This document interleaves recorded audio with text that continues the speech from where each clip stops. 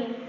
प्रस्तुत कविता में कवि ने स्त्रियों का मनोबल बढ़ाते हुए कहा है कि समय आ गया है, उन्हें ईंट का जवाब पत्थर से देना होगा, अपनी लड़ाई खुद लड़नी होगी। सुनिए ये कविता। छोड़ो मेहंदी, छोड़ो मेहंदी, खड़क संभालो, खुद ही अपना चीर बचा लो। द्यूत बिछाए बैठे शकुनी, द्यूत बिछाए बैठे शकुनी, मस्तक सब भीग जाएंगे। सुनो द्रौपदी, शस्त्र उठा लो, अब कृष्ण ना आएंगे। इस युग में कृष्ण का इंतजार ना करो द्रौपदी, घोर कलयुग की है यह 21वीं सदी। यहाँ तुम्हें अपनी रक्षा स्वयं करनी होगी, आंसू से नहीं अंगारों से अपनी आंखें भरनी होगी। कृष्ण की वेश में दुशासन घात लगाए बैठे हैं। जिनसे आशा है तुमको ईमान बेचकर बैठे हैं। लज्जाहीनों की ये सभा लाज यहाँ ना बच सकती है। शस्त्र उठा लो द्रौपदी, नहीं और कुछ कर सकती।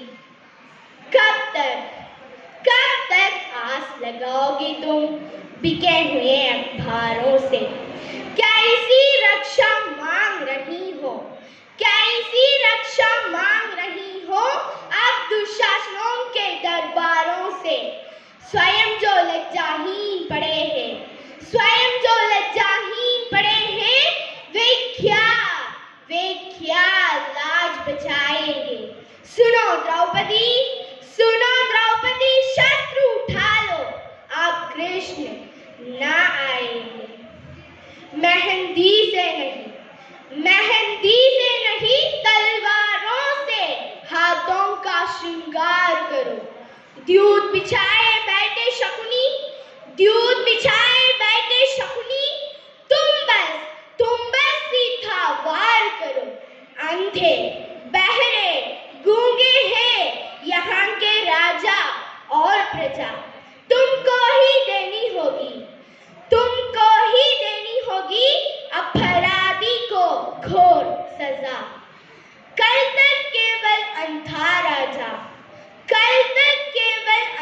राजा अब गूंगे बहरे भी है।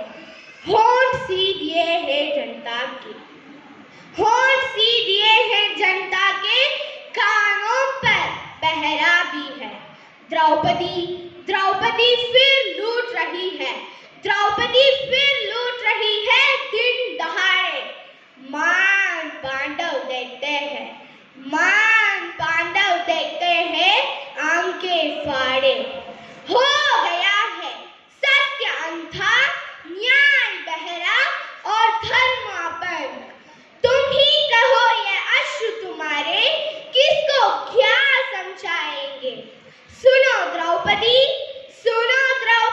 शस्त्र उठा लो, अब कृष्ण ना आएंगे। इस कलयुग में द्रौपदी नहीं दुर्गा का अवतार लेना होगा। जो गलत करते हैं उसे तुम्हें उसका सही जवाब देना होगा। आप दुशासनों को मत छोड़ो, तभी उन सब के समझ में आएंगे। सुनो द्रौपदी, शस्त्र उठा लो, अब कृष्ण ना आएंगे। सुनो द्रौपदी, शस्त्र उठा लो, अब कृष्ण ना आएंगे। धन्यवाद।